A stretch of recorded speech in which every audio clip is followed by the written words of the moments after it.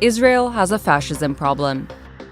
נכון, אני באמת יכולה לומר לעצמי שיש בי משהו פשיסטי, כאילו... It is hurting not just the thousands of Palestinians killed, wounded, or displaced under the occupation, but also the Jewish people Israel claims to be protecting. Zionism is built upon the idea of a Jewish homeland. But in that Jewish homeland, not all Jews are equal. The founders of Zionism, like Theodor Herzl, and Israel's early state builders, were all Ashkenazi Jews. Ashkenazim are white European Jews hailing from Eastern and Central Europe and the former Russian Empire. Herzl wrote a famous novel. Theodor Herzl's famous book Alt Neuland, or Old New Land, which envisioned the modern state of Israel years before its creation. The book also talked about Israel as small Europe in the Middle East. But not all Jews are Ashkenazim, and not all Ashkenazim are Zionists. All the rabbis around the world for 130 years since Zionism started spoke up in every way, in every style that they had, and declared that Zionism is sinful, is a criminal, and is totally unacceptable according to my religion. That's Rabbi Yisrael David Weiss. He is one of the many anti-Zionist Jews around the world. In fact, prior to the Holocaust and the founding of the State of Israel, Zionism was a fringe minority movement among the world's Jewry.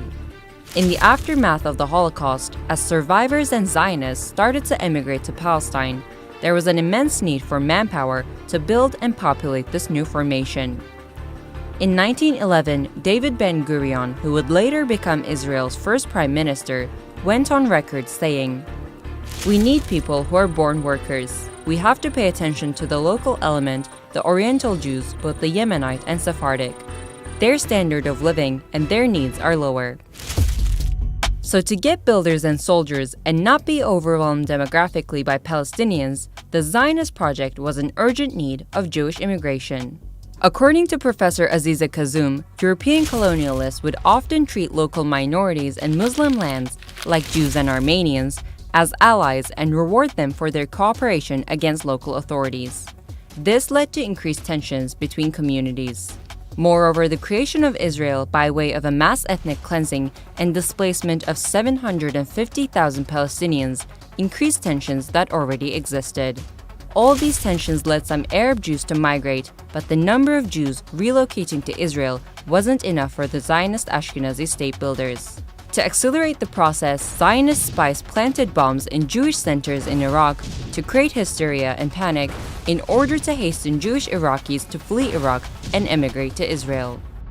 Israeli Jewish historian Avi Shleim, whose family immigrated to Israel from Iraq when he was 5, told Middle East Eye. It was part of what somebody described as cruel Zionism. And this was particularly cruel because it involved innocent Jews, decent Jews, good people, and the Zionist movement or the intelligence officers turned these Jews in Baghdad and then later in Cairo. They turned them into terrorists. They turned them into spies and terrorists against their own homeland. Over the decades, a combination of push and pull factors eventually led many Mizrahi and Sephardic Jews to emigrate to the State of Israel. But they were less than welcomed. The Jewish community in Iraq had very little to do with Zionism. Zionism was a movement by European Jews for European Jews. And my mother used to talk a great deal about the wonderful Muslim friends that we had in Baghdad. And one day I asked her, did we have any Zionist friends? And she said, no, Zionism is an Ashkenazi thing. It's nothing to do with us.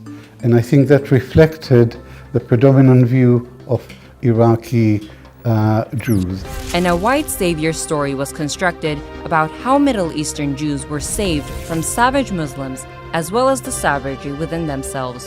The discrimination against non-white Jews is a well-documented phenomenon in many sectors of life in Israel. including in education, reproductive rights, the military, and others. One of these shocking stories was accusations against the Israeli government of eugenic practices. Families claimed that officials had coerced Ethiopian Jewish women to take contraceptive drugs with long-lasting effects. Critics said it could explain the almost 50% decline over the past 10 years in the birth rate of Israel's Ethiopian community. Ethiopians were not alone in their grievances. The Israeli government is accused of separating Yemenite Jews from their children when the families immigrated to Israel decades ago. The officials told parents their children had died, but did not provide any evidence or the bodies of the deceased. Journalists and the families of the victims later discovered that in some cases, the children had been experimented upon in hospitals, while alive as well as after they died, in violation of Jewish tradition, and some others had been given up for adoption or even sold to white Ashkenazi Holocaust survivors. Many non-white Jewish communities from Iraq, Yemen, Ethiopia, and other places around the world have long been a victim of the Zionist racial hierarchy.